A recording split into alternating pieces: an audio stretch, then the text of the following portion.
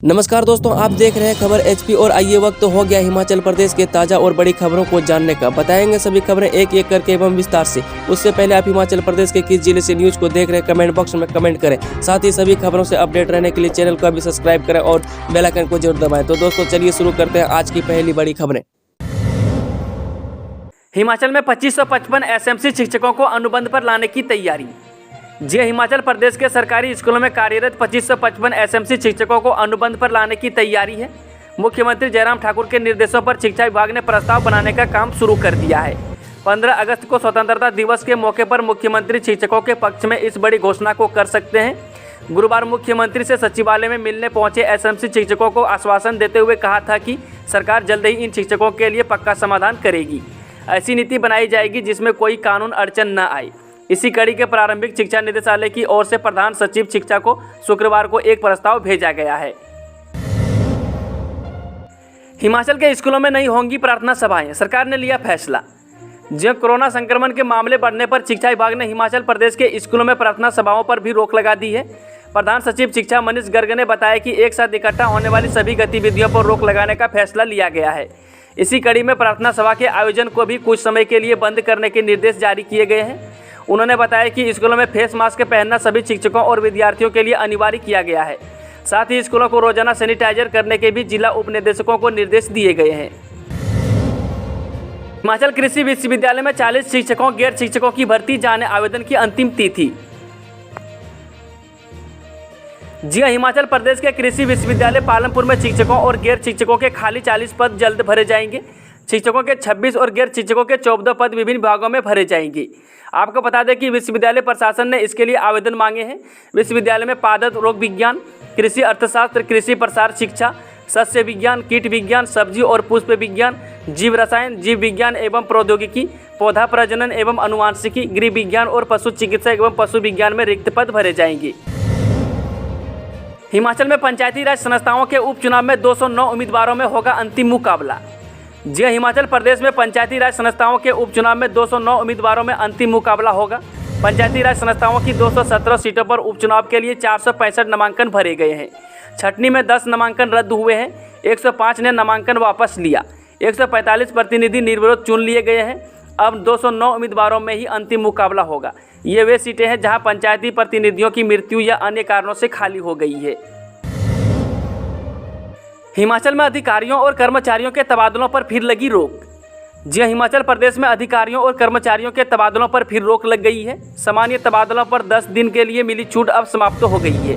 अब से पुरानी व्यवस्था के तहत तबादले करवाने के लिए मुख्यमंत्री की मंजूरी लेना जरूरी हो गया है। 18 से 27 जुलाई तक प्राप्त हुए तबादला आवेदनों पर विभागों में काम करना शुरू कर दिया है। आपको बता दें कि अगले सप्ताह से चयनित किए गए तबादला आवेदनों के आदेश से होंगे। एनआईटी हमीरपुर का एकेडमिक कैलेंडर जारी, परीक्षाएं 22 अगस्त से। जी, राष्ट्रीय प्रौद्योगिकी संस्थान हमीरपुर ने स्नातकोत्तर प्रथम वर्ष 2022-23 का एकेडमिक कैलेंडर जारी कर दिया है। कैलेंडर के अनुसार संस्थान 22 अगस्त से एमटेक, एम आर्किटेक्चर, एमएससी और एमबीए की कक्षाएं शुरू करने का निर्णय लिया है।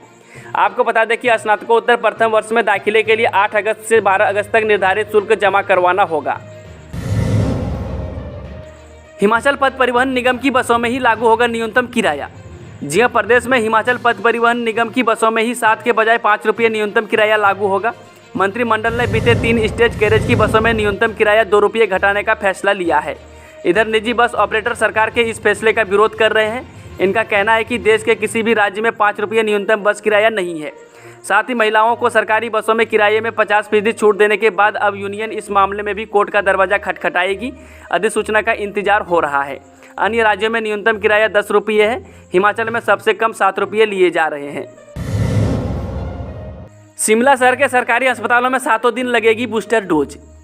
जी हाँ, आज़ादी के अमृत महोत्सव पर इंदिरा गांधी मेडिकल कॉलेज, दीनदयाल उपाध्याय अस्पताल शिमला के अलावा मौसोबरा ब्लॉक के 4 सामुदायिक स्वास्थ्य केंद्रों, 1 सिविल अस्पताल और प्राथमिक स्वास्थ्य केंद्रों पर 18 से 59 साल के आयु वर्ग के लोगों को बूस्टर डोज लगाई जा रही है।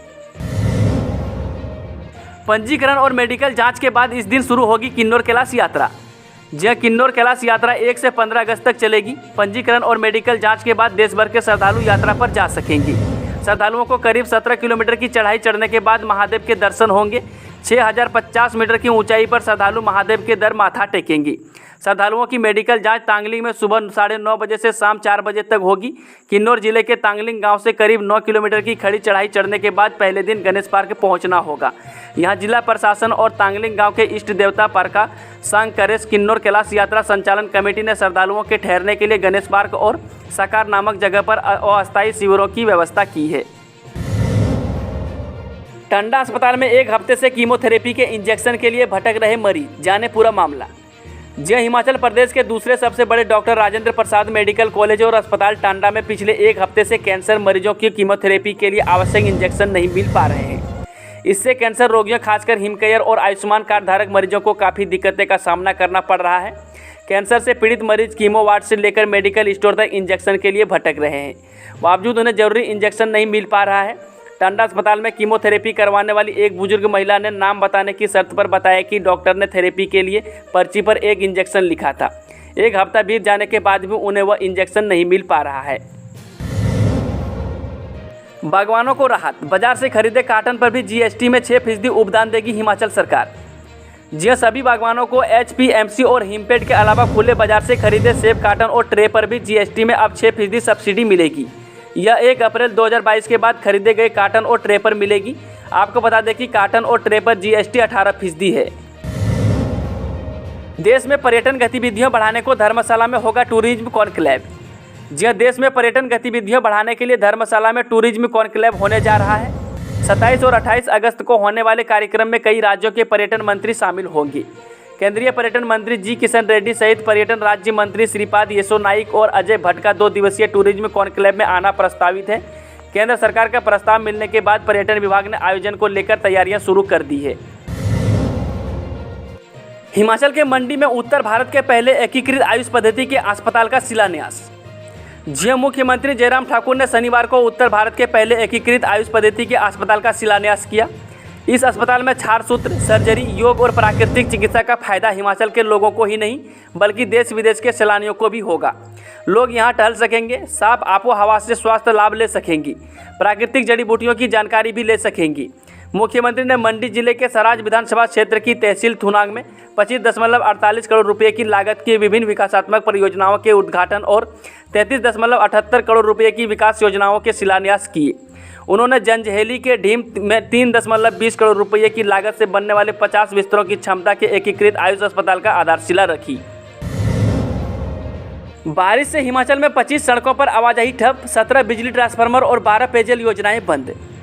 जी हिमाचल प्रदेश में शनिवार को 25 सड़कों पर वाहनों की आवाजाही ठप रही। 17 बिजली ट्रांसफार्मर और 12 पेयजल योजनाएं भी बंद रही। शिमला, मंडी, सिरमौर और ऊना में शुक्रवार रात से शनिवार शाम तक बादल झमाझम बरसे। बारिश के चलते प्रदेश में 9 मकान और 8 गौशालाएं क्षतिग्रस्त हुए हैं। बरसात से अभी तक प्रदेश में 45,187 लाख रुपए की संपत्ति को नुकसान हो चुका है। रविवार को भी प्रदेश में बारिश का येलो अलर्ट जारी हुआ है। इसके साथ ही आपको बता दें कि पिंजौर से बद्दी की ओर आने वाले संपर्क मार्ग भी क्षतिग्रस्त हो गया है। हिमाचल के विंग कमांडर शहीद मोहित राणा को बहनों ने बांधी राखी, पत्नी निधि ने दी मुख अग्नि। जी हिमाचल प्रदेश के मंडी जिले के संदोल निवासी विंग कमांडर शहीद मोहित राणा की पार्थिव देह शनिवार को उनके चंडीगढ़ स्थित घर पहुंची तो सबकी आंखें नम हो गई। अपराह्न 3:30 बजे सेक्टर 25 स्थित मुक्तिधाम में शहीद का अंतिम संस्कार किया गया। शहीद की पत्नी निधि ने उन्हें मुख अग्नि दी। इससे पहले मोहित राणा की बहनों मीनाक्षी और शबनम ने अपने भाई को राखी बांधी। अंतिम संस्कार की अन्य रस्में शहीद की पत्नी के साथ भतीजे रोहित ने पूरी की। दोस्तों, इस विंग कमांडर शहीद मोहित राणा की आत्मा को शांति के लिए आप लोग दिल से श्रद्धांजलि दें और कमेंट बॉक्स में जय हिंद जरूर लिखें।